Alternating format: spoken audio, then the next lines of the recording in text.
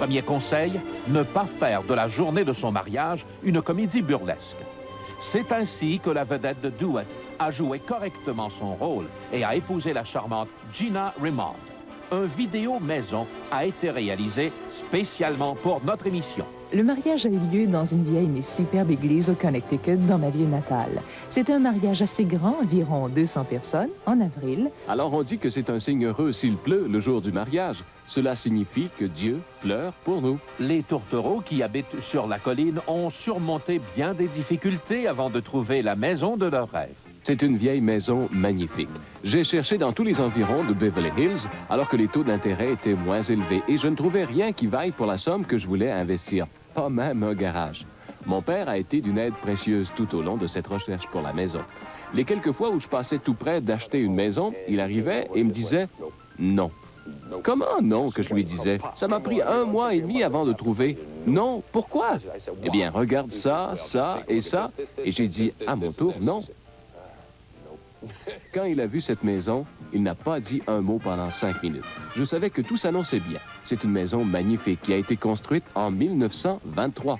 Je ne sais pas exactement quand, mais Gary Cooper a déjà possédé cette maison. Et je suis presque certain que c'est dans cette maison que Gary Cooper et Patricia O'Neill... Chérie, tu ne dois pas le dire. Peut-être devrais-je le demander à Gary. Gary, est-ce que tu permets que j'en parle? Cette maison respire la présence de bons fantômes, vraiment. Bon, tu vas encore parler des fantômes. Tout le monde va penser que nous sommes superstitieux et cinglés. Il n'y a qu'un fantôme malicieux qui nous déplaît, mais il habite l'horloge et ne sort qu'à minuit. Ils vont passer ça à la télé, chérie, et tout le monde va penser que nous sommes complètement fous. Mais un fou n'aurait pas ce sens aigu des affaires qui a permis que la maison soit décorée avec des œuvres avant-gardistes, bizarres et originales.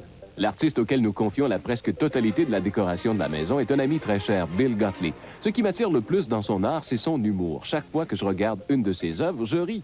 Le sens de l'humour de Gina est mis à l'épreuve toutes les fois que Chris s'approche de ses outils. J'ai peur de quitter la maison. J'ai peur d'y revenir et qu'il ait construit un balcon à la fenêtre ou encore un 2e plancher. J'ai beaucoup de projets pour cette maison.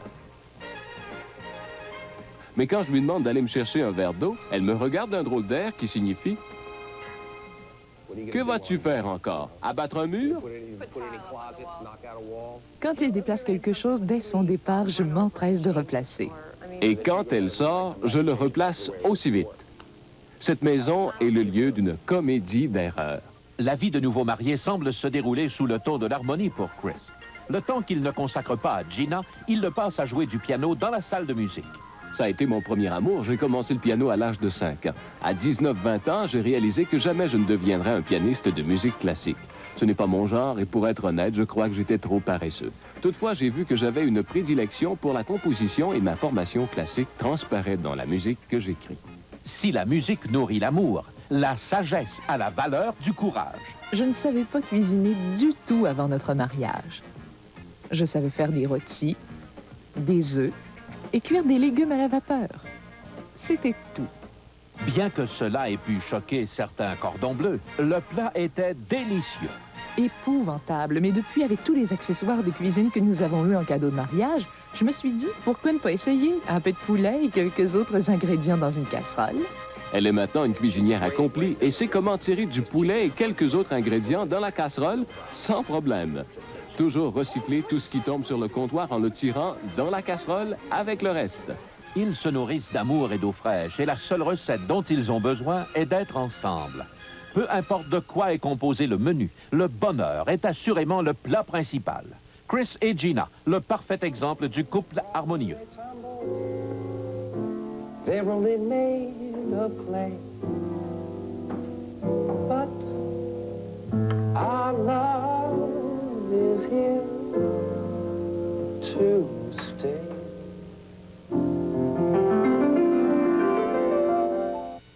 Les géants de la mode peuvent bien porter des noms comme Armani, Versace ou Ungaro.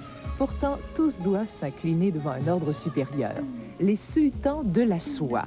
Le résultat financier réel de l'offre et de la demande a permis aux manufacturiers du tissu le plus exotique au monde à prendre le quasi-monopole du marché de la mode, pour ne pas dire du marché en général.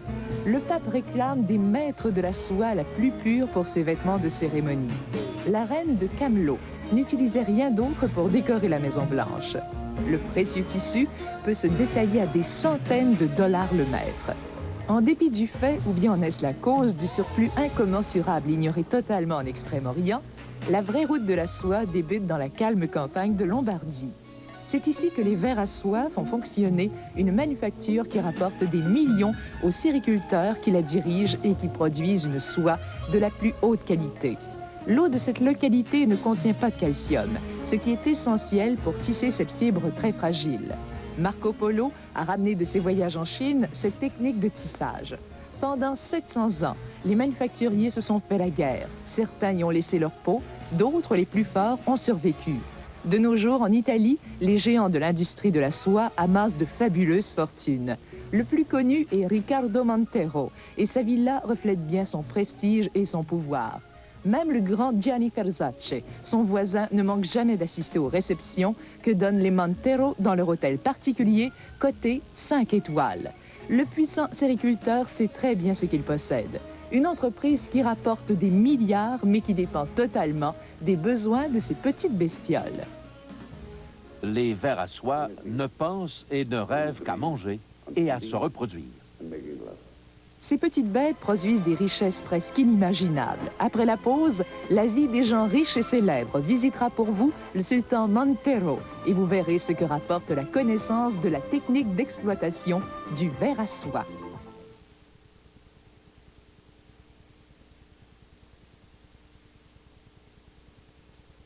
Les sultans de la soie mènent la barque dans le domaine de la mode avec un chiffre d'affaires d'environ 260 millions de dollars par année. À la tête de cette dynastie, Riccardo Montero, troisième du nom.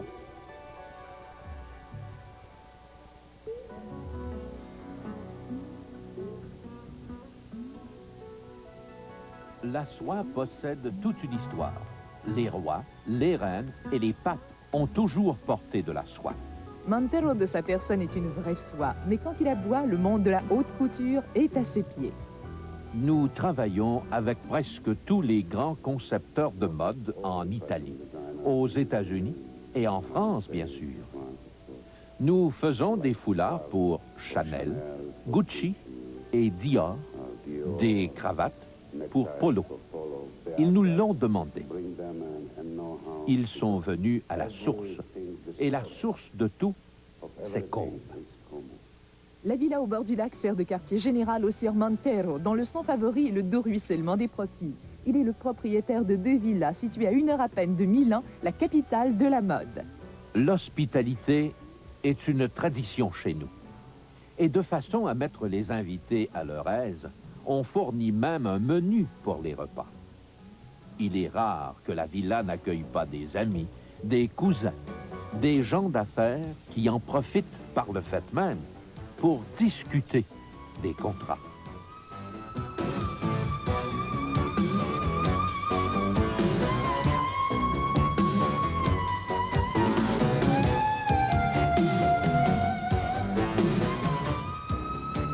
Montero a dépensé des millions en restauration. En sa qualité de collectionneur, toujours en quête d'authenticité, il a sorti de sa retraite l'artiste le plus reconnu pour les fresques en Italie. Il a 76 ans et est le seul artiste qui sache comment restaurer cette maison qui date du 19e siècle, tout en respectant son architecture. Je suis vraiment content. Il va conserver à la maison tout son cachet. La deuxième villa, plus impressionnante encore, est située à quelques kilomètres au nord, dans un village près d'un lac qui semble sorti tout droit d'un livre de contes. Madame Montero est la mairesse du village. L'autre maison date du 18e siècle. Elle est très belle. C'est un peu le domaine de ma femme. Ici, c'est plus une maison d'hommes. C'est une ancienne manufacture. Il y avait un moulin autrefois. Nous avons découvert cette villa un dimanche que nous étions sur le lac, en bateau. Et nous l'avons trouvée magnifique. Grâce aux millions que rapporte l'industrie de la soie, le vieux moulin en ruine a été savamment transformé en maison de rêve. Un heureux mélange de moderne et d'antique.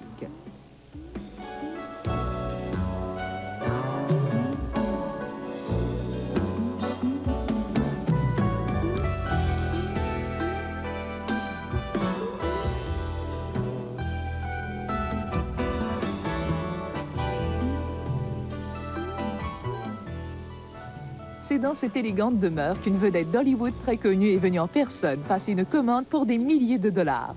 Monsieur Montero se garde bien de révéler l'identité de cette acheteuse qui lui a commandé des draps de soie noire avec les rideaux assortis. Une chose est certaine, il connaît bien tous les attraits de la soie. Avec cette façon de voir les choses, les affaires sont pour lui un travail qui a pour fondation l'amour, une passion de toute une vie. Ricardo Montero, l'homme qui exploite le bon filon du domaine de la mode. I would like to dedicate this night to Harold and sing a couple of songs that are like really Harold, you know, like for instance this one. Hey Daddy, I want a diamond ring, bracelet, everything. Daddy. Le dadé dont il est question dans la chanson n'est nul autre que Harold Robbins, l'auteur à succès dont les livres racontent les histoires du jet-set qui semblent inspirées de sa propre vie. Ces livres sont vendus à travers le monde et rapportent $250 million. Nous pouvons présumer que les Robbins vivent plutôt confortablement. Comment se fait-il que Grace Robbins poursuit sa propre carrière? C'est simple. Après avoir tenu le rôle d'infirmière auprès de son mari, victime d'un accident en 1985, Grace a ressenti le besoin de vivre un peu plus pour elle. Constatant que son mari pouvait désormais se débrouiller par lui-même, la jeune Sicilienne a décidé de commencer sa propre carrière, une forme de thérapie professionnelle. I'm sure that Harold, when he sees this on the air, is going to say yes. Harold est fantastique pour moi. Il sait très bien que si je veux faire quelque chose, je vais le faire comme il faut ou pas du tout. Il est venu un soir pour m'entendre chanter, finalement. Il y a 2 mois de cela. Il n'avait pas encore assisté à une de mes représentations. Il a adoré. J'étais très fière. Pour la période de convalescence de Harold, qui se remettait d'un accident qui l'a presque rendu paraplégique, leur vie de jet-set a été interrompue. Ils ont compté impatiemment les jours jusqu'à ce qu'il leur soit possible de retourner dans leur retraite au sud de la frontière après avoir rassemblé leurs bagages de leurs 2 maisons de la Côte d'Azur. Et ils ont pu finalement reprendre leur promenade en haute mer sur leur luxueux yacht de 30 mètres de long. Le bateau, amarré à Cannes, a été baptisé d'après Grace. Ils forment le couple idéal, le duo parfait qui ne manque de rien. Quand Grace va travailler, elle parcourt la distance entre son lieu de travail et sa maison à bord de sa Rolls-Royce. Nous demeurons ici depuis 1 an et demi. Harold a découvert cette maison alors que j'étais en Europe un été. Je me souviens que nous avons emménagé par une très chaude journée d'été. Nous l'adorons. Nous aimons nous retrouver ici. Tout semble être en harmonie. La maison, les chambres d'amis, la décoration, tout concorde.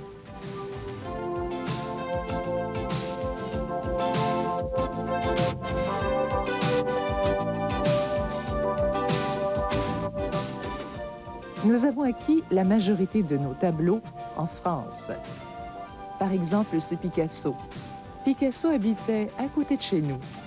Un jour, il a demandé une photographie d'Harold. Il en a fait une caricature qu'il lui a donnée en cadeau. Les Chagall, nous les avons acquis de l'artiste en personne. Grace a été en tout point charmante lors de notre rencontre dans un grand restaurant de Palm Springs. Au moment où nous portions un toast à sa nouvelle carrière, Grace m'a confié que sa nouvelle vie la comblait parfaitement. Cela me procure une sensation merveilleuse. C'est une forme d'expression et j'en avais besoin. Je ne savais pas comment j'allais combler ce besoin exactement et c'est en chanson que cela s'est révélé. Ce n'était absolument pas prévu, vous savez. Elle a su prouver à son mari et au monde entier qu'elle est aussi une vedette à part entière. Fascinante Grace Robbins. Pour vous, les confessions d'un grand cinéaste. Les yeux violets qui ont inspiré Franco Zeffirelli pour sa plus grande œuvre.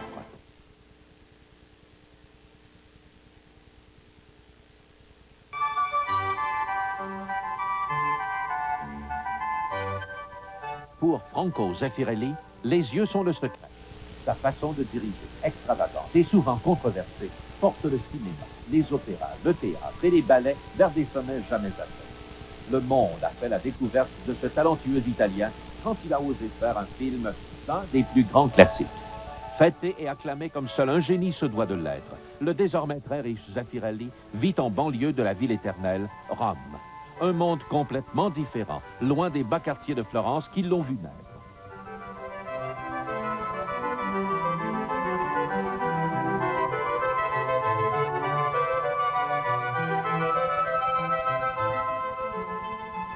Au début de sa carrière, il peignait des décors de scène à l'Opéra La Scala pour faire un peu d'argent. Il a gravi les échelons jusqu'à devenir un directeur talentueux mais inconnu. Sa carrière aurait pu se poursuivre ainsi, sans éclat, si la grande diva ne l'avait pas pris sous son aile.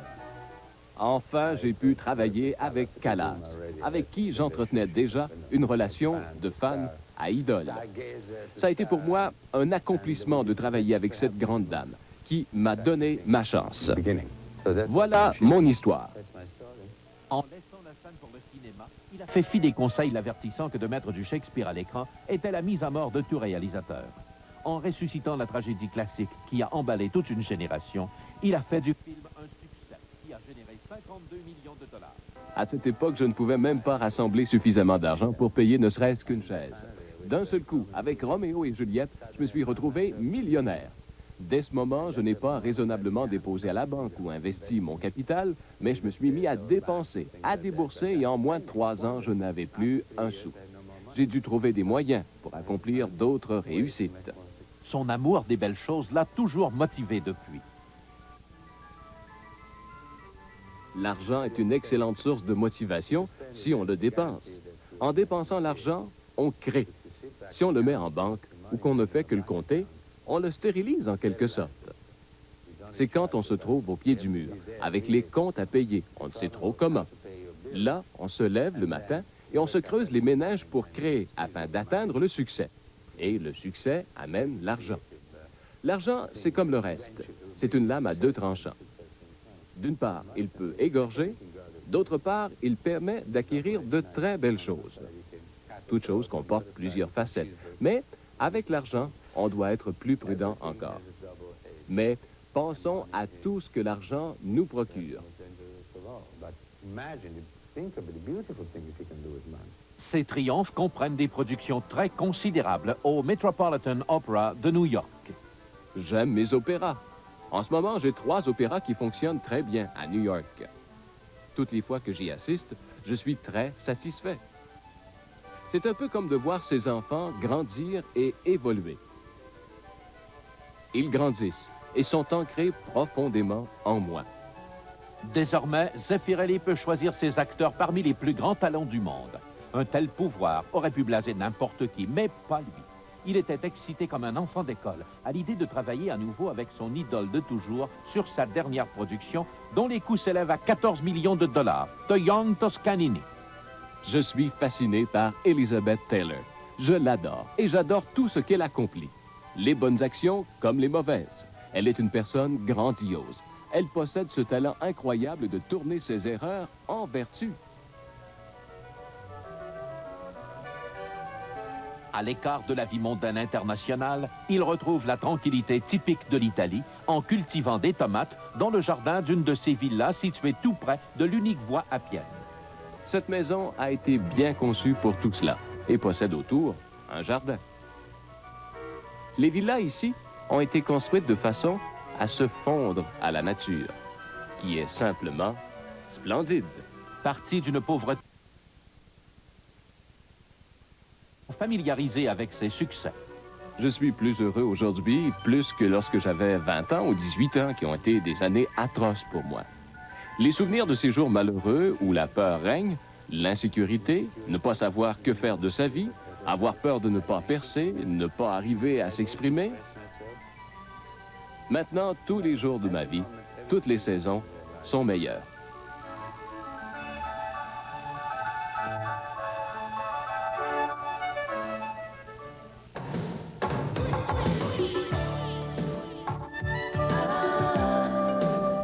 Merci à vous tous. Au nom de toute l'équipe, portez-vous bien et revenez la semaine prochaine pour une autre émission de la vie des gens riches et célèbres.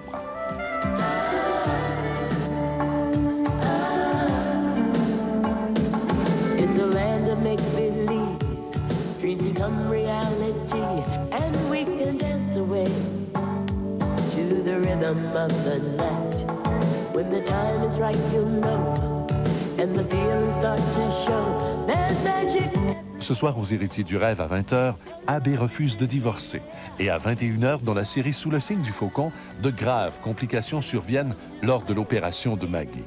À l'instant, Lola et Vanessa s'affrontent à Chambre-en-Ville.